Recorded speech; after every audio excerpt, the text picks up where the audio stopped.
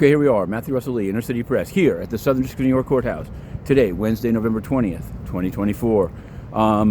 Diddy. Yesterday, a lengthy proceeding about the raid on the MDC, the result of which is that photographs of his notebooks and legal pads that were taken will not be part of the bail argument on Friday, which we will be covering in some detail.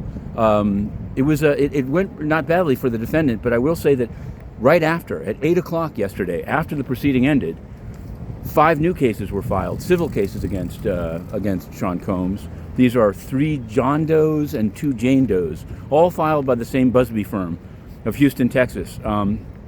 It goes back to 2001, but it's also up to 2022. 2 of the cases are 2022, both male John Does. Now, what's weird is that at least one judge here, Judge Viscoso, has required the name to be made public or she would dismiss the case. Judge Furman has asked that the names be disclosed to him, including of other people named in the complaint, so we can see if there's a conflict. They've just filed the same John Doe complaints again. So if they get wheeled out to Judge Viscoso or Judge Furman, we may see some smoldering responses. But I digress. On the Trump front, as widely expected, or maybe it was strange, they're not going to drop it. Alvin Bragg will be opposing any move to dismiss the documents case, the business records case, but seems to think that it's okay to postpone sentencing for the next 4.25 years. So we'll see where that goes with Mershon. Eric Adams, ruling by Judge Ho, says that adopts a CIPA, Classified Information Procedures Act schedule, but still hasn't decided if the trial will be April 1 or April 21st, 2025, to allow him to run in the election. And he's running. Eric's is running.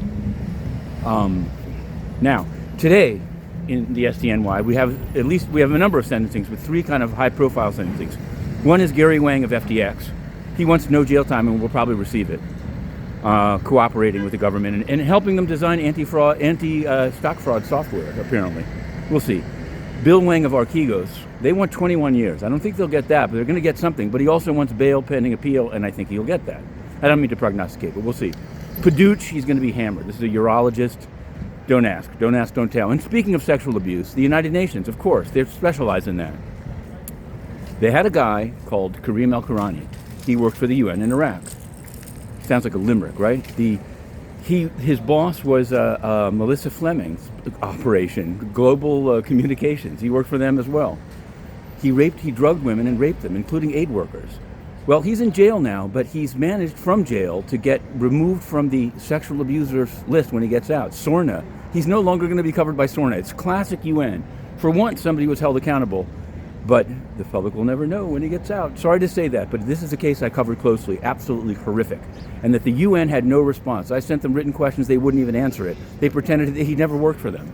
And the people he raped were aid workers, the very people that the UN is crying for in other locations. Well, Inner City Press is asked to return into the UN to ask these very questions. So far, no response, and upcoming, a litmus test. To be continued, Inner City Press.